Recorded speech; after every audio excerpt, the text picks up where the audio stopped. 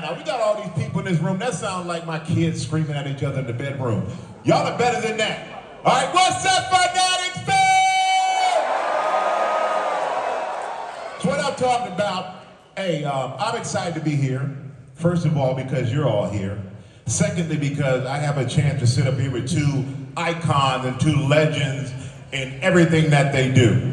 So, I want to bring out the first of these legends.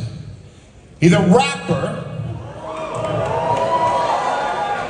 Hey, it's not Michael Rubin. Sit down, I saw that. He's a rapper. He's an entertainer. He's a creator. He's an architect. He's a legend. What else can you say about him? Except for he is Travis.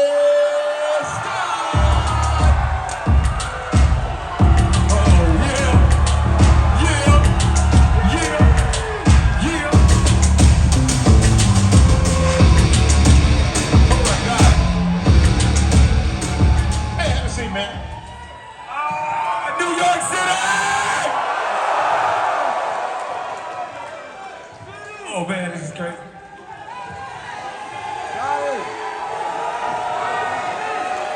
Show your love, show your love, show your love. That's right. Well, now it's time to show love to the man who is the creator of all of this. Without him, none of us are here. He is a legend in business. He's a legend in relationship. He's a legend in culture. Everything he touches turns to gold, and if it doesn't, then he retouches it and turns it to platinum. So give it up for Mr. Fanatic himself, Michael Rubin!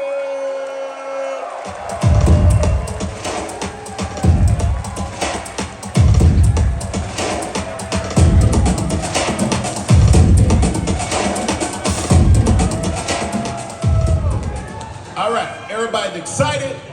I'm excited. I never thought I'd be sitting here between you titans, but I'm happy I am. They gave me a bunch of questions to ask, so I'm going to ask these questions, but if something's flowing, we just don't do it. But first of all, I'm going to start with you, Michael, because this is amazing what you've done on the last 3 days. And I remember you talked about it a while ago. I'm like, okay, how's this going to look? Well, now we see how it looks. It looks incredible. And I mean, you guys look incredible. So, what was your vision? What was your vision for this event, and why was it important for you to have the first one here in the greatest city in the world, in New York? Yeah, so I didn't understand how this didn't exist in sports. It made no sense to me. Zero. I've been to these trading card shows, incredible fans, incredible collectors, but I thought I was like 30 years ago. It didn't look right. And I went to Comic-Con here at Javits. It was insane. I'm like, if Comic-Con can have 250,000 people show up, dressed in their costumes, showing their fandom, how the hell did we not have that for sports? And I literally walked out of here. I said, find the guy who started New York Comic-Con. That guy's coming to Fanatics. We're starting Fanatics Fest. Let's go. And that's literally, it happened 14 months ago. And here we are. 14 months ago. It's insane to think that 14 months you put this together. And Fanatics as a company, for you, what was the most pivotal decision in your career that shaped the success of Fanatics so that you could do something like this? Look, for me, it's just about being unrelenting in whatever we do. And I've been knocked down so many times. I fucked so many things up. But I'm just like, I won't quit until I succeed, and that's my mentality. And by the way, that's why I love you, and that's why I love this guy. He's just like, it's that unrelenting energy. And so, you know, for Fanatics, I was just like, we gotta go out and build the greatest sports festival in the world. By the way, year one, you guys are incredible. Shout out to you guys.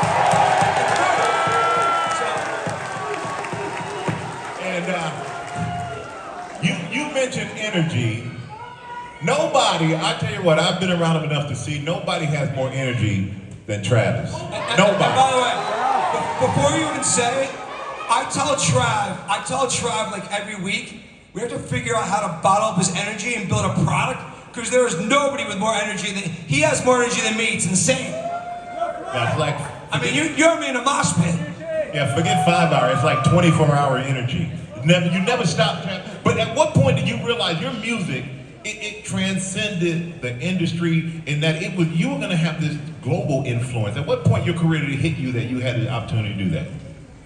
I still think it still hasn't, I wouldn't say hit me yet. I'm never in like a realization about that. I've always thought about what the music can do to like kind of like help inspire people. It wasn't until like maybe I used to perform in front of like 5 people. So like, you know, 1 out of the 5 people would tell me like, yo man, the music did something for me. And so, you know, over the time I was just like, yo, if I could do this for one person, I can probably do this for somebody else. And I always thought that was like the main, like the most important thing. So I think it's kind of like beyond the music. I think it's more so like 360 all around thing. What could I do to like kind of push it to see what's dope? I don't think it really ever hit me. I'm still like living in a crazy dream with some real fucking rager ass fans.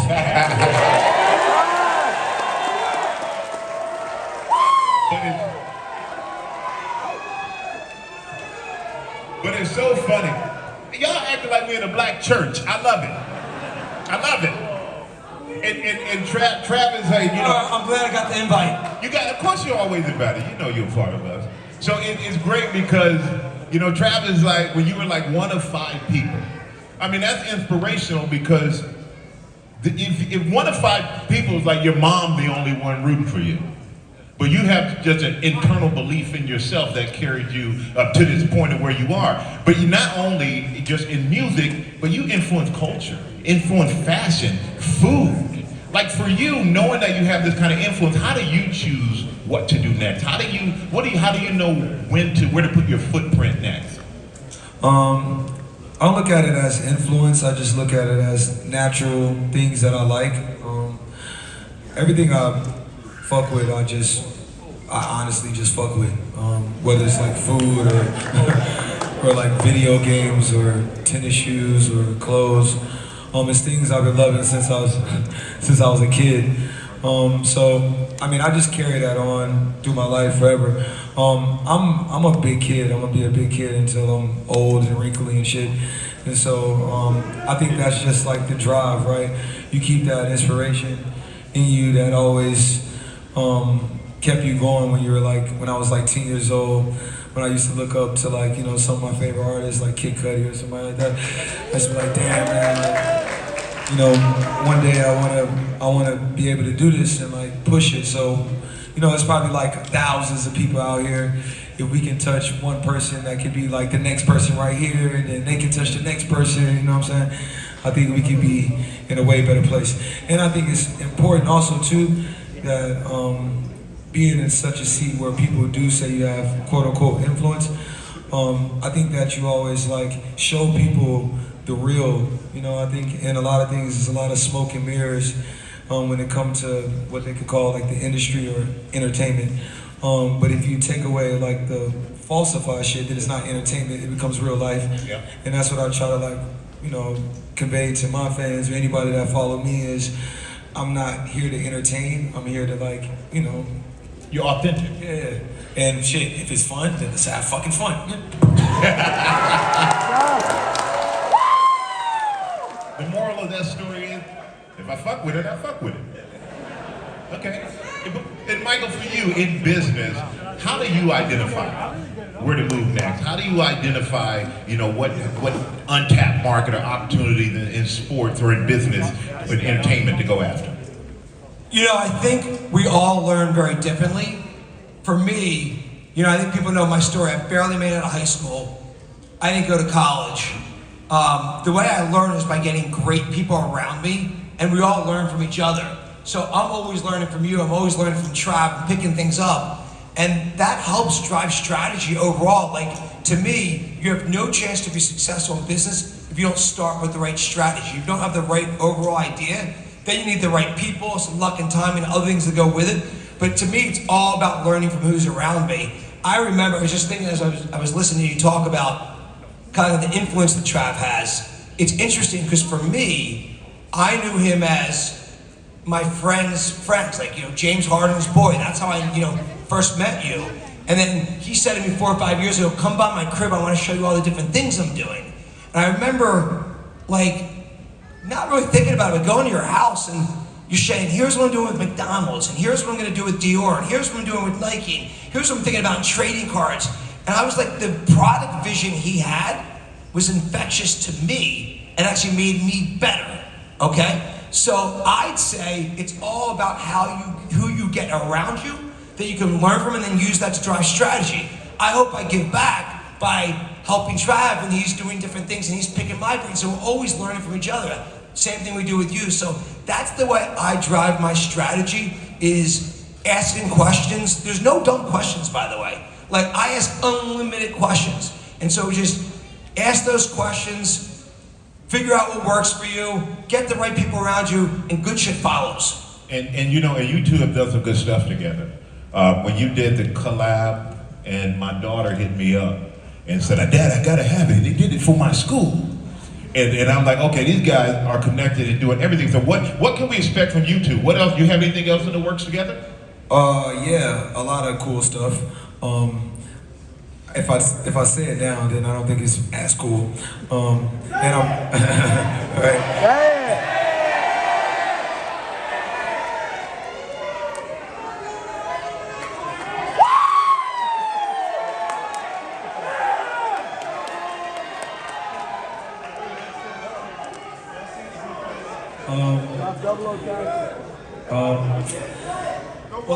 Let me jump in for 1 second to say the one thing with Trav that I've learned, he will never do anything that's not 100% authentic to him. And that's the test, right?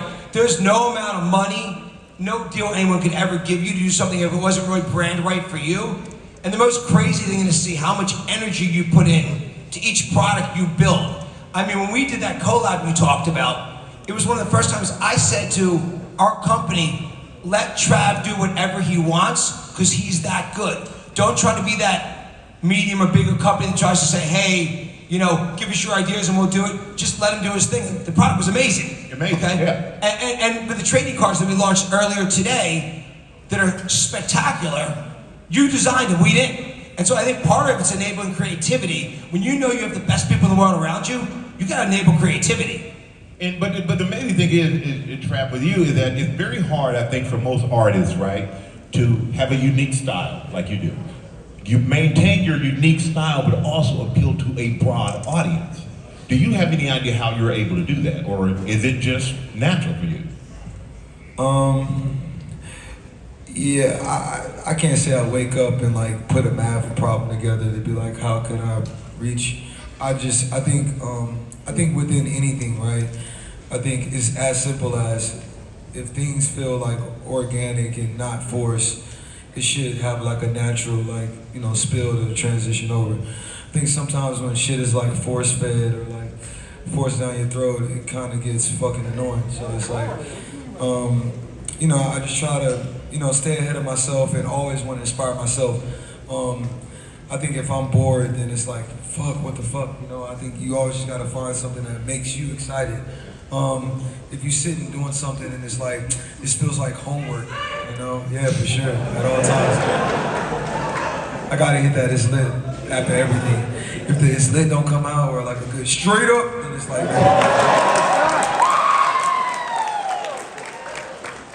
I just don't know.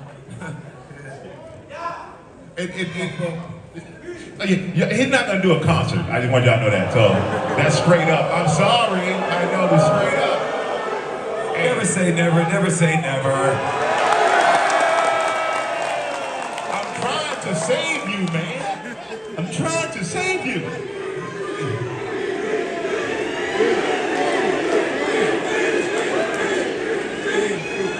I love it. Maybe the last 5 minutes I can like.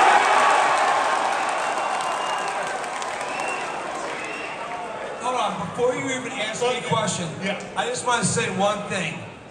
I'm fortunate enough to be around so many people that are like incredible people in the industry. And when I think about artists, there is nobody that actually loves what they do more than this guy right here. True. There's, by the way, he came yesterday. We had a small 40/40 Club in the back of Fanatics Fest. I said, Trav, have fun. Stay out of the DJ booth. I look up, he took over. Couldn't get him out of the DJ booth.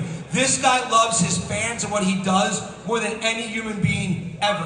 Which is why we say, let's talk business, and he can't help himself because he loves you guys so much.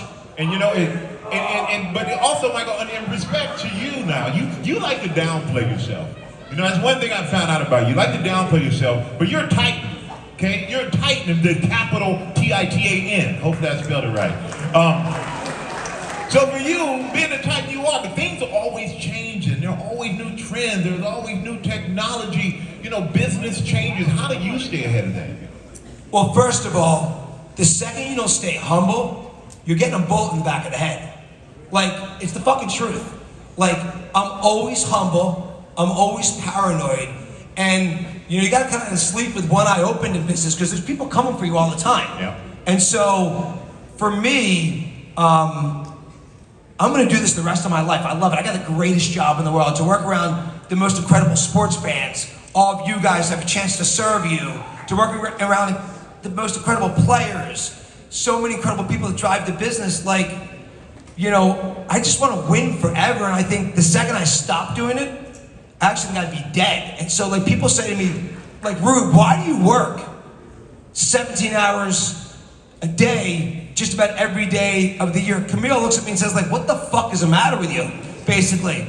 But it's because I love it so much. So I'd say, for me, it's the passion that I just want to keep winning like crazy. It's that unrelenting. By the way, maybe it came from I was the shittiest athlete in the world. I was a bad student. And so the one thing I was always great at is business. And I want to win in business, and I can keep doing that for the rest of my life. So I'm just so goddamn driven. One thing I can say is, like, I hate corporate people and shit like that. I'm very corporate, right? So my first time, like, you know, meeting people that can run a company like Michael is like, it's just like worth billions of dollars. It's rare. I tell them this shit all the time. It's rare to find somebody that's actually tapped into the business from like a top seat all the way down to the bottom, which is like a big difference, right? You got people that have, you like, your CEO, and then you got like your presidents and your assistants and, you know, all these office managers. And one thing I always hated is when I signed to a record label, it's like you'll meet the CEO or the record label, they'll give you a product manager, they give you an A&R, and you will think that you'll talk to the CEO every day, but you'll never talk to them ever again for the rest of your life. You'll be stuck with, you know, the 5th or the 6th person in line who might not be working there in the next 7 months. And so, what I've always, you know, loved about this guy is that, like, hey man, I've never met somebody that sits in a seat where he does not have to do this shit. He does not have to, you know, spend 14 months to do a, you know, Fanatics team, because he walks around and is like, why is it sports as cool as anything else? Doing these talks to also give you guys the information back, I think is also like key, right? It's like, yeah, you can make billions of dollars, but to give the information back, bring me into this type of shit, because it's so hard to even get motherfuckers like me to do this shit. I hate talking, but I think it's very important to give that information back. And so to have somebody like this, I think it's important for other people that sit in that seat or have corporations that's worth 50, 60, hundreds of billions of dollars to never lose sight of the consumer or the people that actually support the business. And I think that's the number one thing, right? I can't say like this motherfucker does actually give a fuck, which is like weird because it's like such a rare fucking thing to find. And so I challenge him every day, man. Like, shit's gonna get tough. Like, how it can get tough for me, but like, you know, I get motivated by seeing him, you know, see the challenges ahead, see what the consumer wants. And it's a lot of people, you know, all these offices, all these employees, mad fans, and to try to answer every question, try to give it back to y'all, whether it's MLB, NFL, NHL, anything that got to do with fans, sports, anime, whatever the fuck, you know, it's kind of like cool to have somebody that can lead that charge. So, I mean, I guess the shit's in good hands until, you know, you give up on the shit. Well, I'm never giving up on shit, so that ain't ever happening. Well, yeah. Well, the thing is, and I agree, this dude always accessible. Always, and it really is a master class in leadership. That if you're running a corporation, no matter how big it is, always be accessible. And you really are. And you stepped up for me in the biggest way possible, and I'll never forget that. But that comes from leadership. That comes from having principles. Both of you lead groups, lead teams. So what, and this is for both of you, what are your leadership principles? Is there anything that you go by, that you do not deviate from as far as the principle in your style? Well, let me start.